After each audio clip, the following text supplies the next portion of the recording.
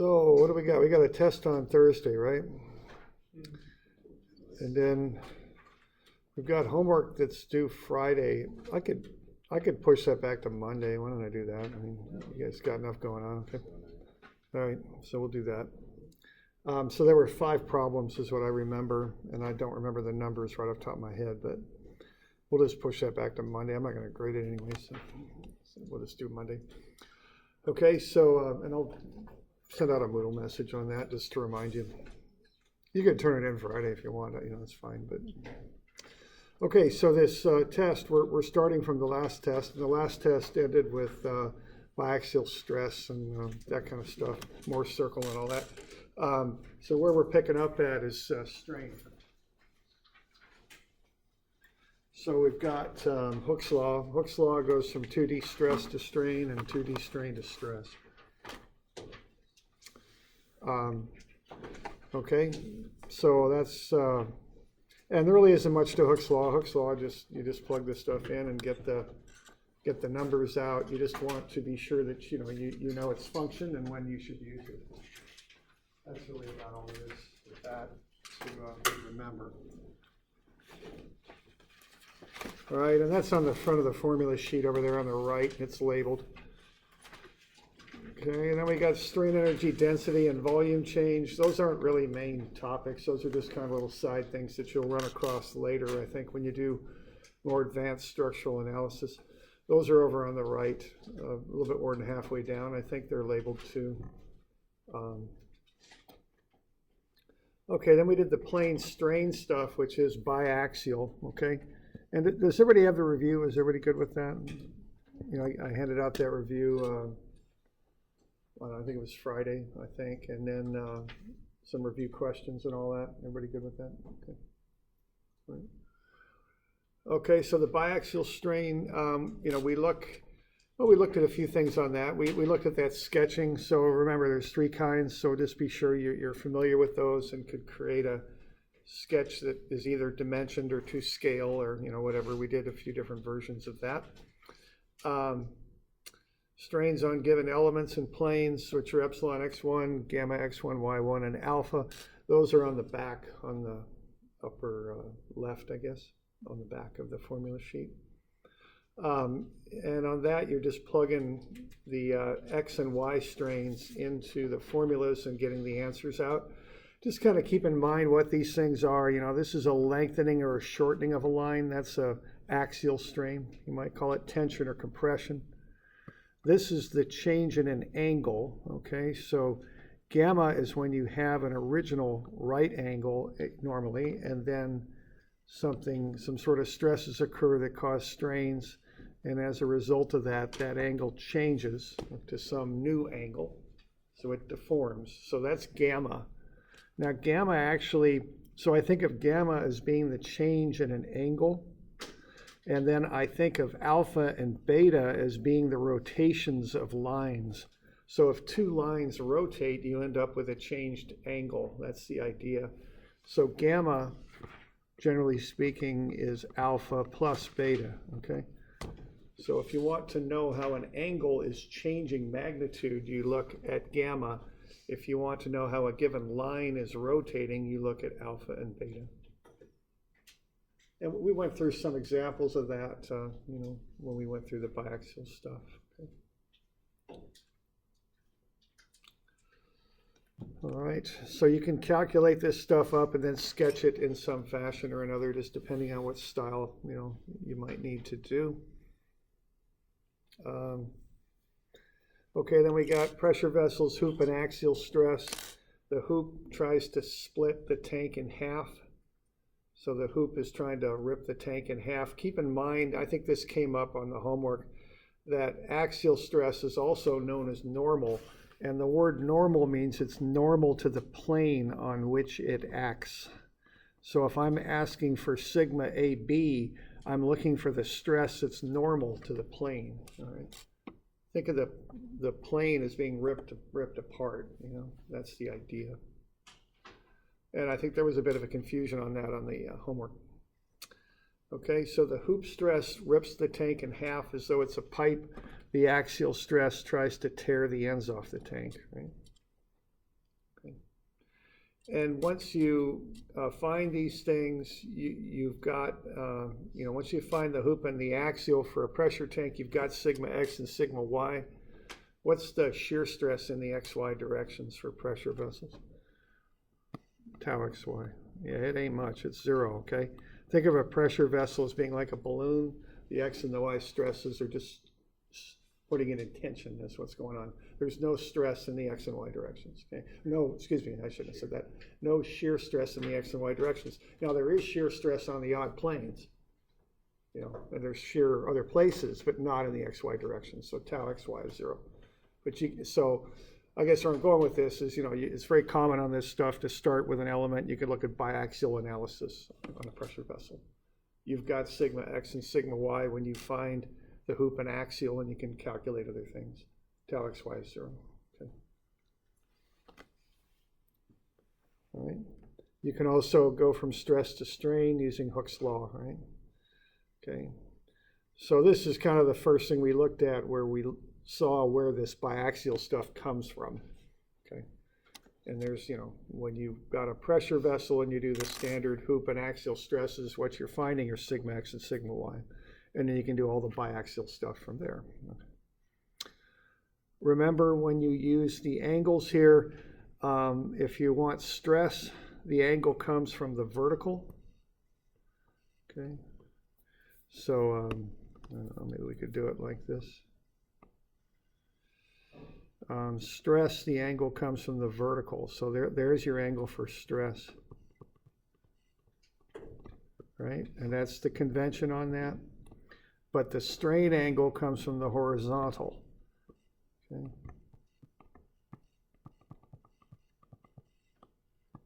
So just remember that convention. Okay. Regardless of what angle you're given, you want to find both angles are counterclockwise. You want to find the stress angle from the vertical and the strain angle from the horizontal.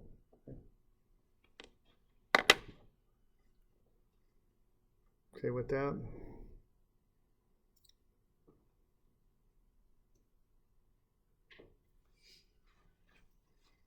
Okay. Torsion, you got shear and twist angle.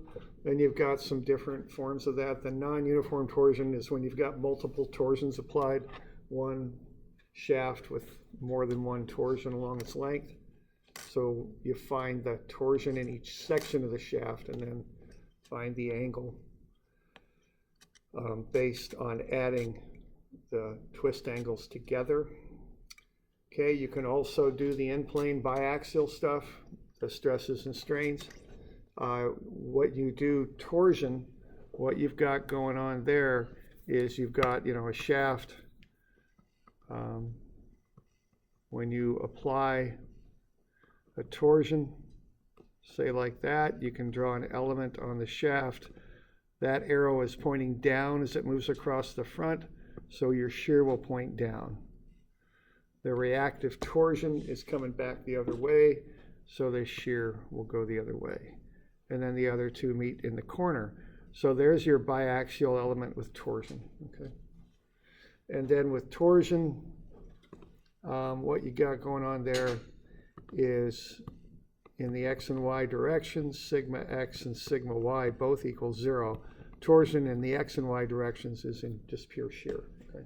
Now on the odd angles now, there's normal stresses, but not in the x and y directions. So again, you can do the biaxial stuff using torsion. There are some special formulas for that on the back. They're special because sigma x and y zero out.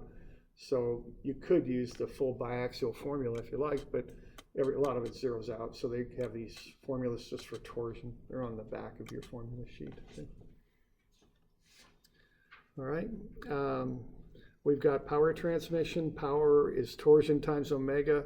In general, with torsion, when you're doing it, watch the units, okay? Because you want to get everything kind of figured out. So when I got a torsion problem, what I do first is figure out the polar moment of inertia, and then I start to convert things. I want to be sure that I've got standard length units. If I've got an angular speed, I want that in radians per second.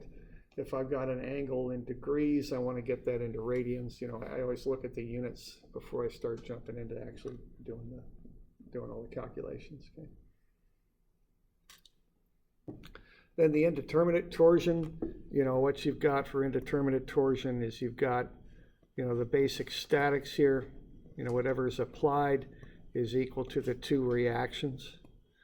So, if these were the things attached over here, and you got TA and TB, that'll equal TC, okay? So TA plus TB would equal TC. That's the statics. And then you're going to have the angle measured from A to C will equal the angle measured from B to C. And that will get you a second equation that relates the reactive torsions together, okay? And between those two equations, you can figure out the reactions. Okay.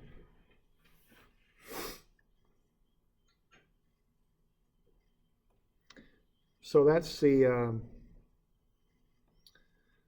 just a little bit of a rundown on some of this stuff. So, got any questions on any of that so far?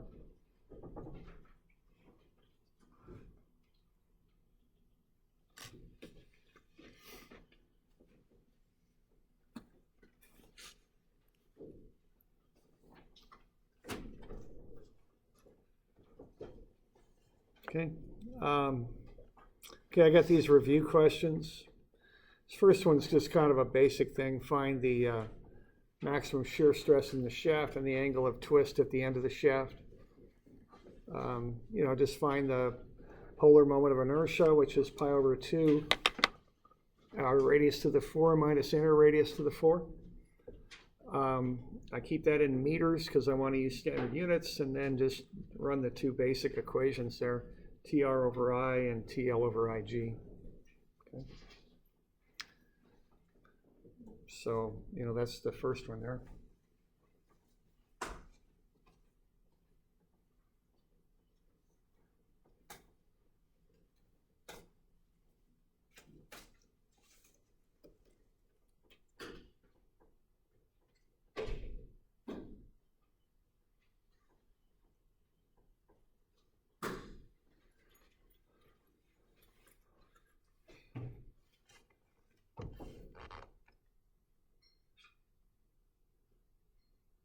All right, so that's the first one, pretty straight up.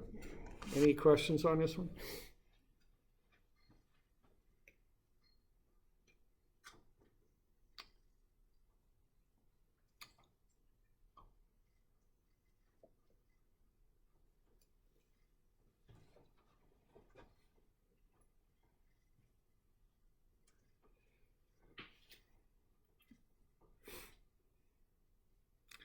Okay, the next one's a little trickier. It's not really a statically indeterminate problem, but it involves some of the, in a way it is. It's not kind of kind of like the ones we did in class, but it involves some of those ideas. So that second one, you want to work your way across, and the key fact to solve the second one is that the angle is the same regardless of how you measure it, okay? So you kind of have to realize that and work your way across by using that fact, okay? So what you got going on this is you've got, we've measured the shear stress in BC, and it's 40 megapascals, and what we want to know is how much torsion was applied, okay? So what you want to do there is get the moment of inertia, pi over 2 r to the 4, and you've got the shear is TR over I. So that means that the torsion, which is T, which is different than tau, so remember that, T is torsion, tau is shear stress, is the shear times I over R, okay? So you can run those numbers there, and you'll get the torsion, but that's only on the one side, okay? So that is 1696.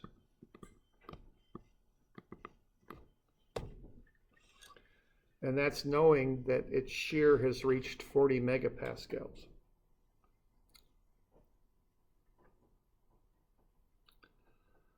All right, so what you would do then would be to look at the angle that's generated there, okay? And the angle is the torsion times the length over IG. So you can run those numbers and get that angle. Did I put that on the wrong spot? It's BC. I think I've got this labeled incorrectly. Oh, it is. Okay, that's what I did. Okay.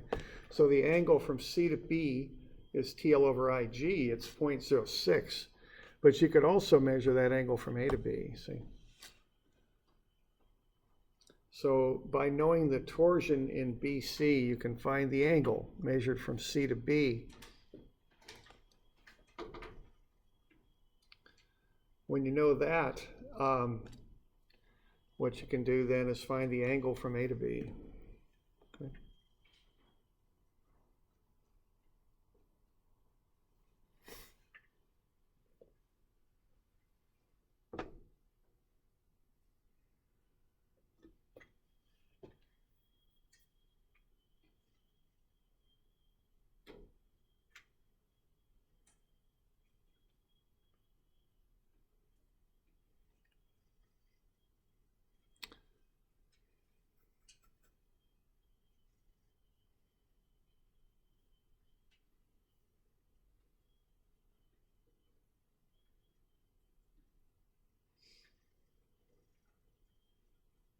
Okay, so now you know that angle, it's 0.06 radians. You can back solve TL over IG is phi and back solve it for the torsion. So you can find the torsion in AB.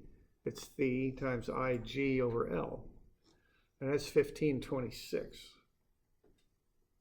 So now you found the two reactive torsions. They're 1526 and 1696. So you know the applied torsion at B is the sum of the two.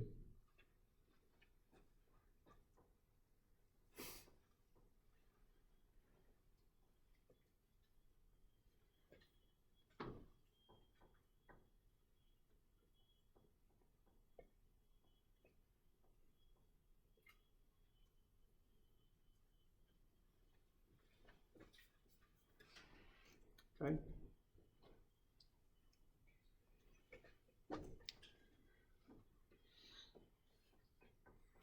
So you find the torsion at C based on the shear stress, then you find the angle from C to B, and then you got to realize that's also the angle from A to B, okay? And then back solve there for the torsion. Then realize the two reactions are the applied. So add the two reactions together and you get the applied.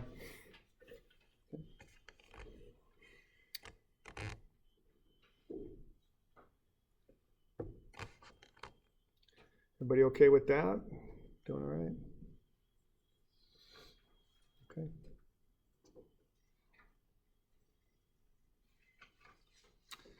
All right, here's one a little bit of a biaxial thing. You know, we know the hoop is 180,000. We know the axial is half of that, PR over 2T, 90,000. And then we want to find the normal stress on that plane. Okay, now the hoop splitting the tank the long way is 180,000, so that's sigma y. The axial is trying to tear the ends off the tank, so that's sigma x. And then you can just plug everything into the biaxial formula. You want to be using 110 degrees on that, not the 20 that you've shown, but 110. Okay, because you're measuring from the vertical.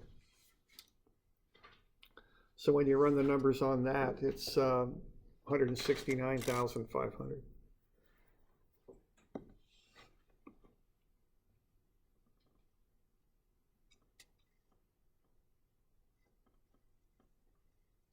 Any questions on Ellen?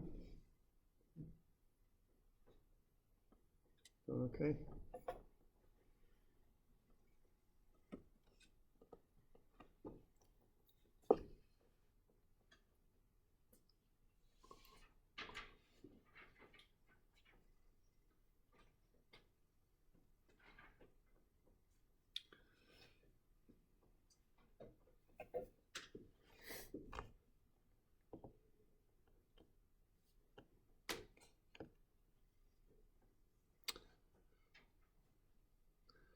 All right, so that's how you'd work through that one.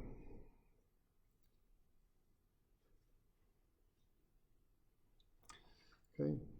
What else do we got here? Oh, okay. What we got here is, first, you need to find, we want to find what's going on with this angled line AB. Okay. We want to know what the normal strain is on that line, and then find its final length. So to get that, we've got to find these strains. So I show you the strains. So what you've got there is it's getting longer in the X, 200. That mu symbol means 10 to the minus 6. Remember, a strain doesn't have any units. A strain is just a ratio of a deformation to an original length. Okay, it's getting shorter in the Y direction. 500 times 10 to the minus 6, and that's negative. Now what's happening to this angle right here in the lower left-hand corner is it's getting larger. That means it's a negative shear strain, so that's negative 300 times 10 to the minus 6. So you just have to figure out those yourself and get the proper sign on them. And then once you've got those, you just run the numbers, okay? And so what we end up with is negative 501 times 10 to the minus 6. That's the strain at 67 degrees. This is a strain, so you want to be measuring the angle from the horizontal. Okay.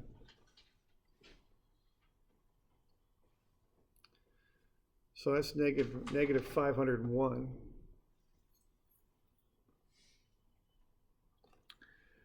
And from there, what you can do is find that final length.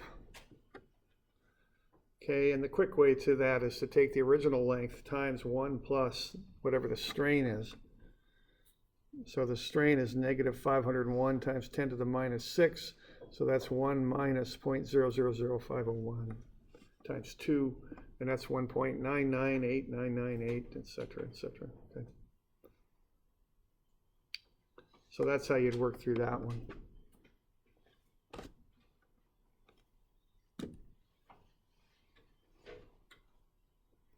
Okay, so that's a biaxial strain kind of problem there.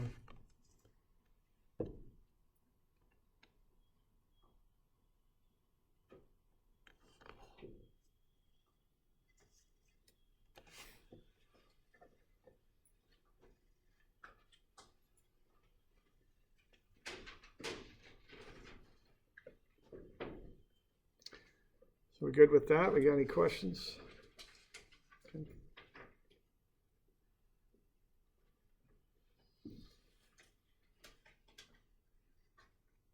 Okay.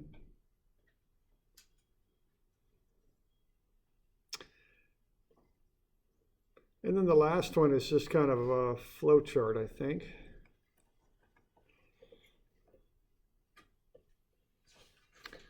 So this is a Hooke's law problem, basically. So, and on this one, I just said list the equations you would use to solve the problem, include the inputs and the outputs.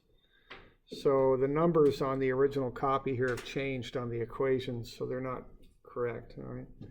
So the normal strain would be 41. Well, let's see, I'm sorry, first we use equation 9. That's to find nu. Remember, you got 3 material properties, and equation 9 involves the 3 of them. The 3 material properties are E for modulus elasticity, G for the shear modulus, and then nu, which is Poisson's ratio. So you need Poisson's ratio to solve this thing. So you can use that equation 9, put in E and G, and you can solve for nu. Okay. And then what you want to do then is use the 2-dimensional Hooke's law equation to find the strain in the x direction. So what you've got there is you got sigma x and y, they're shown on the sketch. And then you've got nu and E, which are material properties. You could plug those into equation 41 and find the strain in the x direction.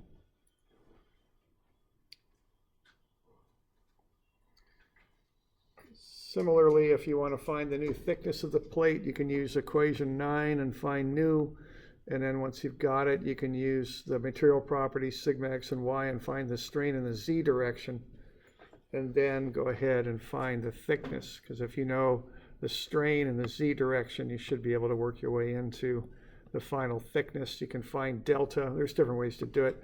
You could find delta and then add delta to the original thickness to get the final.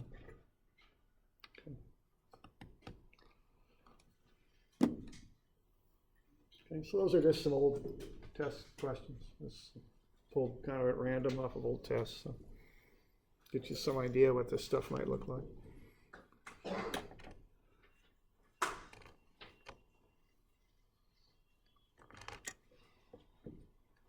You got any questions on that? Yeah. Do people have a problem set up like that where you just list the equations, or would you give us an actual problem? I haven't done one of these in a while. I know I just put it on there just because I was doing it for a while, and I just want to be sure people had some idea what to do. But you know, I don't know. I've not done them in a while. I haven't completely made up the test, but it's kind of a time issue more than anything, you know.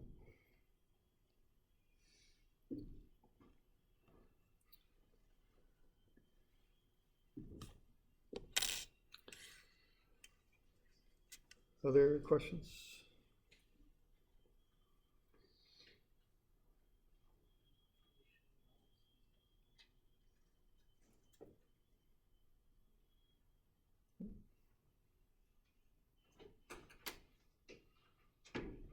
Okay.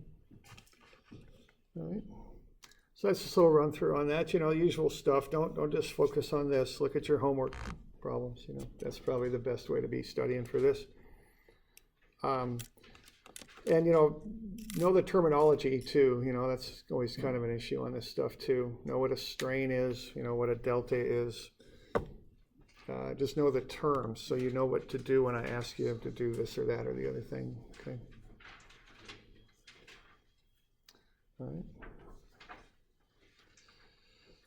All right.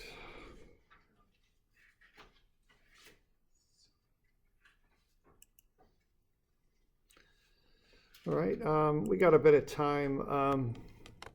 Let me just go over some of that homework. I'll make it due Monday, but I'll just go over it a bit. Eh? I might as well do that. So there's 5 problems that are coming due. Yeah. There's no class Monday. That's a good point. So the homework's due Tuesday, I guess. Thank you. Will there be a problem like this one that's possibly? There certainly could be. I mean, you know, so the question, it was one of the sketching problems. So there was those 3 types of sketching. I'd be familiar with all of them. They all kind of have their conventions, you know, and how they're done. So yeah, I'd be familiar with those things. Okay.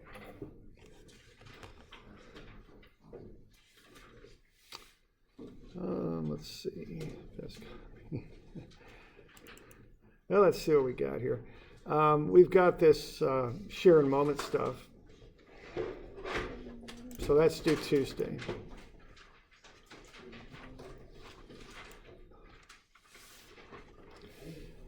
All right, and this isn't the most exciting stuff in the world, I must say. But, you know, I was telling my old stories and all that. You know, just this is part of the job when you start working. You're going to have to do some things that are kind of drudgerous that you may not enjoy too much, honestly. I think I've told you I spent a week designing a road intersection the size of this room, you know. It was just all these detailed calculations on grade and everything. It was just kind of a complicated intersection. It was actually a very complicated intersection, but and it was boring, but you know, you don't want to screw up, right? So, and the best time to learn habits where we screw up less, let's put it that way, is in school, right? Don't wait till you start working to fix all the bad habits you develop as a student. So, because there's a heavier price to pay for those little things when you start working, okay? People just don't put little red marks on your paper. They can get very angry sometimes, and they can direct that anger at you, and that can be unpleasant. Okay, so get good habits now, and the way to do that is to just take your time on, especially these long boring problems. Take your time on them, spread them out, and don't try and shortcut the algebra. Just step by step, because you'll make less errors that way. At least that's what I do. Okay. And you know, I've had a boss that used to get on me a little bit because my handwriting wasn't very good and my work was a little sloppy. He wasn't real polite, but he told me a few things that were probably good for me to hear. I was out surveying once and I had a guy jump off a grader and have a little discussion with me that he didn't think one of my grade stakes was quite right. It was all, you know, polite and fine. It was good, but you know, actually it was right. It was fine, but he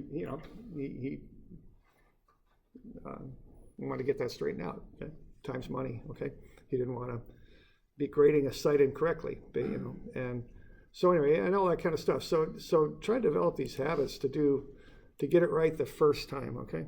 And one thing I do is just slow and steady, and especially on this kind of stuff, just boring step by boring step, because I make less errors. The other thing is, when you make an error, you can recover from it a lot quicker too, because you can just track it right through, you know? It's a lot easier. I always tell these stories. I can't remember who I've told them to, but yeah, I remember this is kind of back in the old days when you know, we were doing some geodetic surveying. We were figuring out where to put a bridge piling, and we had latitude and longitude on the coordinate to set this big bridge piling up in Alaska. And just walking into the office to tell the client where to put the bridge piling, and there happened to be this map of the U.S. up there. So I just looked at the latitude and longitude on the paper and compared it to the map, and they were going to put the bridge piling in Oregon, and it belonged in Alaska. So it was just blind luck, and I kind of looked at that and said, well, maybe we better give this one another run before we present this one to the clients. Just stuff like that. Yeah, right. But, you know, sometimes those humorous remarks we make are, you know, they're not quite as humorous when they occur. You know? The humor comes after the fact. Some guys I worked with here in Oregon had a deal where they somehow a bridge piling was going to get set a foot too high, a footing for a bridge. They caught it before they actually started pouring concrete, so that was good. But that would have been really unpleasant if they started pouring concrete on that one. So anyway, we like to get this stuff as good as we can get it. Okay, so here we go. So 332, we've got a cantilever. Okay, so what we're going to do, we're going to find all those reactions at A.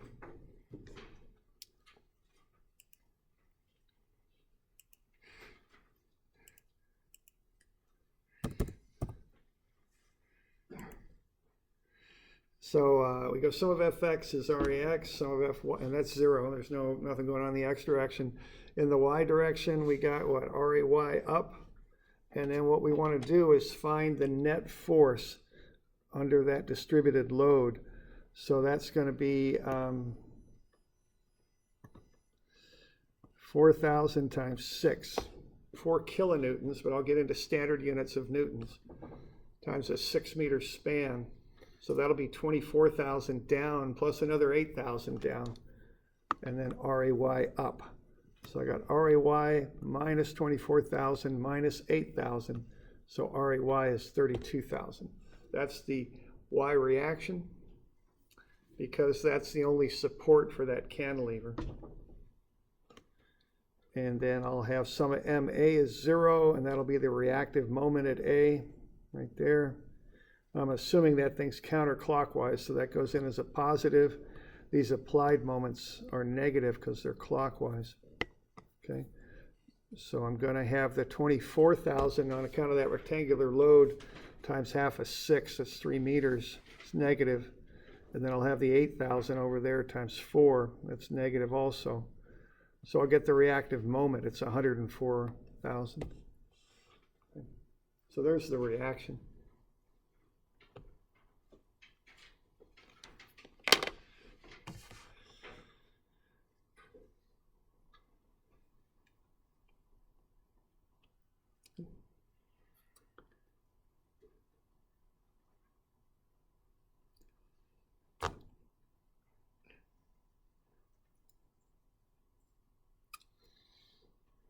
Okay, so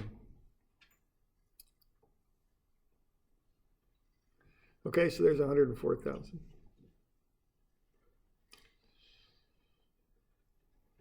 All right, so now we've got this these reactions, okay. And So we need to come up with equations from A to B, or yeah, A to, no, it's not it. Yeah, it's A to B and then B to C.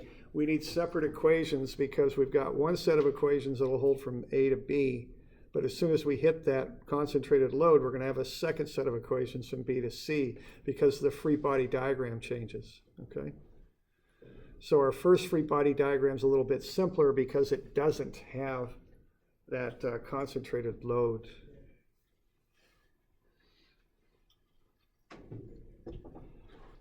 Okay, and that's 32,000 up.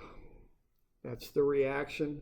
Now our free body diagram will have that couple over there, 104,000, have that reaction. Then we'll measure over an arbitrary distance of x, anywhere between A and B. We'll have a distributed load there of, that's interesting, of 4,000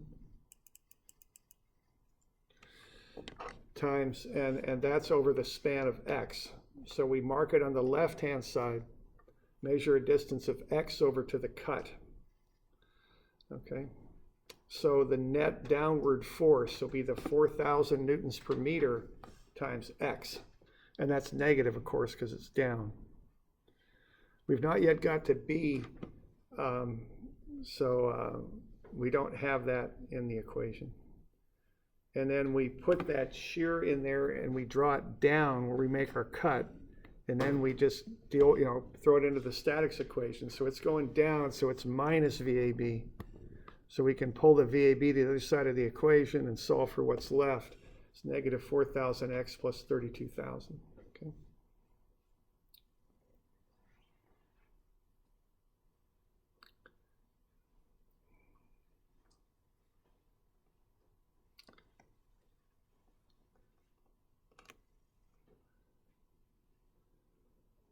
Okay, then we take moments about the cut. Okay, so you go sum of Fy, and then you'd also take moments about the cut there.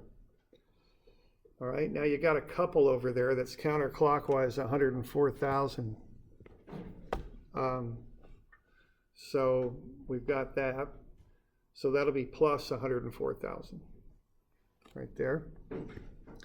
Then we're going to have this 4,000 times x.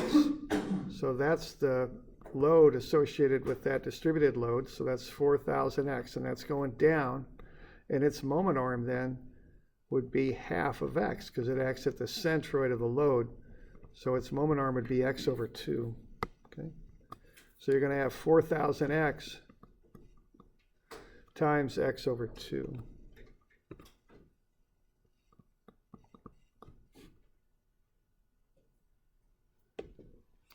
And that's going counterclockwise, so that's a plus. Okay, that's right there. And I don't know if I mentioned it, but yeah, we got this reaction here, 32,000. That's coming around clockwise times the moment arm of x. Okay, so that'll be negative. So we got the moments about the cut are 0. They're the reactive moment, 104,000. The 32,000 reaction times the moment arm of x, negative because it's clockwise. And then plus 4,000x times x over 2 for the moment arm, and then plus MAB. So then I take MAB to the other side of the equation, it becomes a negative, and I'll collect terms. 104,000 minus 32,000x minus plus 2,000x squared, then I'll multiply everything through by -1 and get it in the normal quadratic order there, so negative 2,000x squared plus 32,000x minus 104,000. And then I'll just do a quick visual check here. It looks like if I take the derivative of this, I'll get right back up to there. And that looks to be true, so that works. Okay, so that's looking good for a check.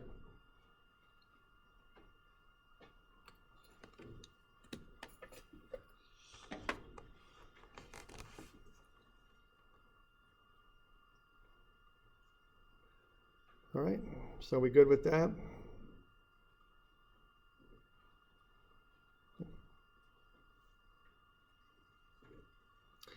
And then we do it all over again. Very similar problem, except now we've got the 8,000. See, that 8,000 changes the free body diagram. It changes the equation, so we need to draw a separate free body diagram when we include that. So the equations are actually going to be pretty similar. So we're going to go sum of Fy is 0. We're going to have the 32,000 up, 4,000x down. But now we're also going to have minus 8,000 because we've gone beyond that 8,000 Newton load at B. Okay. And then minus VBC. Solve for VBC, it's negative 4,000x plus 24,000.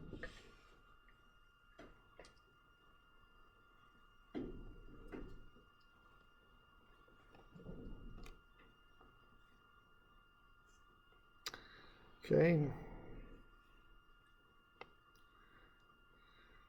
Okay, now the next one here, we're going to do a moment about the cut. So I always take moments about the cut.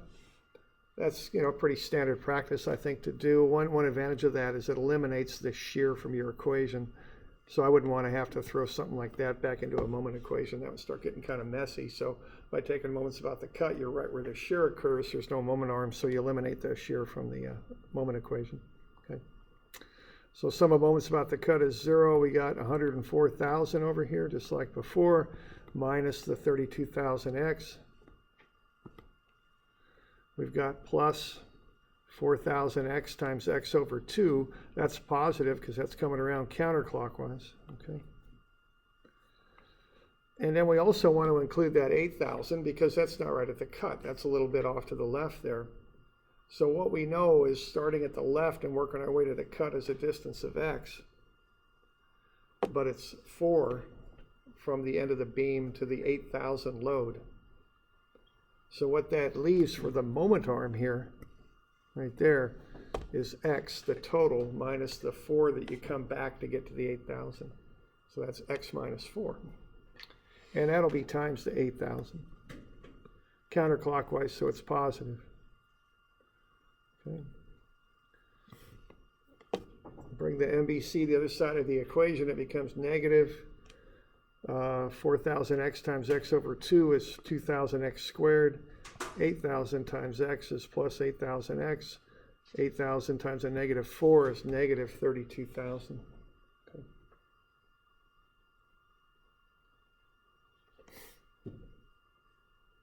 And then you just go ahead and work through that. You get MBC. And once again, you can take a derivative of that and compare it to the shear, and it seems to work out, so that's looking pretty good.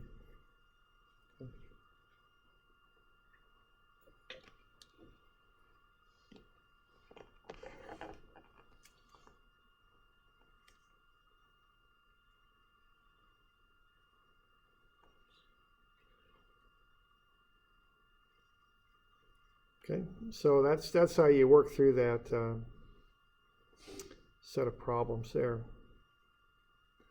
So just get a good dimension-free body diagram and just kind of work from there. Next one gets a little bit trickier. It's triangular, and we're working our way from left to right on that thing. So what we're going to do here, first find the reactions, and then have to work with that diagram. And the approach on that thing is going to be to break it up into a triangle on the top and a rectangle on the bottom. So you want to find those reactions first, so 10,800 and 5,400. And then once you've got those, you're going to want to cut that thing at some arbitrary place between A and B. That'll be X, and then break it up into a triangle and a rectangle. That's a little bit more than what we've got time for here, so I don't think we'll do that now. We'll probably do that on Friday, I think. So what, this was let's see. So I think what's going on here is 332, 333, 341, 342, and 343 are now due Tuesday. Okay. And today's Tuesday, so that should be the 30th of May. Okay.